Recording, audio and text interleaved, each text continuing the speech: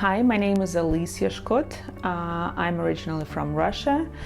I used to live in Russia for the first 30, let's say, years of my life, and born in Volgograd, then moved to Moscow, and eventually moved to Maine. And we've been in Maine for the past 7 years. My family and I, so we had to leave Russia, and not having a particular detailed plan in place, we moved to the US in general, and accidentally we found ourselves in Maine.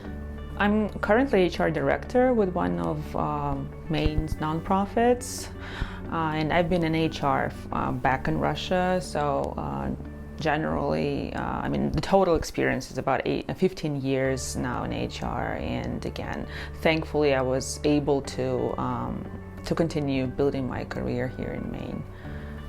Plus, I was fortunate to work for international companies, and I was trained, by my colleagues from the UK or other European countries, or I worked with some of the clients who were US based companies, so I had that international exposure before physically being in the US, but of course in regards to local compliance and all the specifics in regards to law and compliance, that was definitely something that I had to learn from scratch.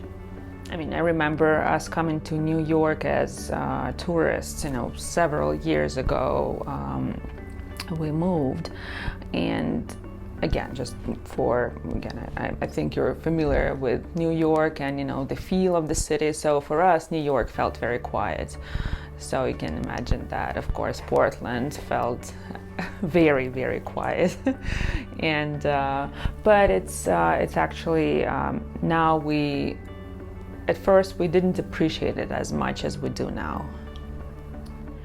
Finding the community that would understand what we were going through was relatively easy. I wasn't looking for, let's say, Russian-speaking community, and also due to the fact that my own family is kind of international. Like my husband is from Congo DRC, so he has his community here.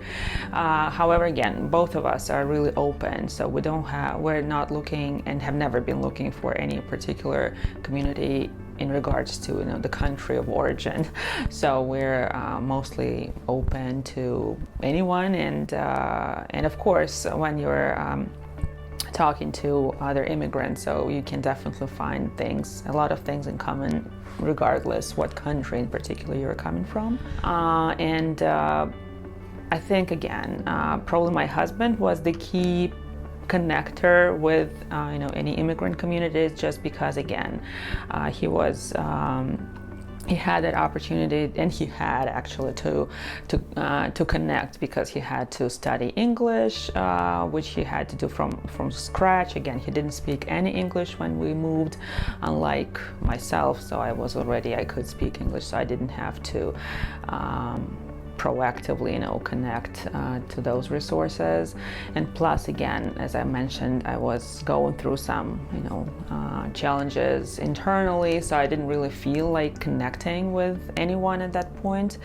But as time passed, I definitely started to reach out more, and again, to any immigrant communities or immigrant supporting communities. And eventually, when I was ready, when I was in a better shape, physically and mentally, I definitely became a very active member of that community, both as a representative of Russian-speaking community, and also as a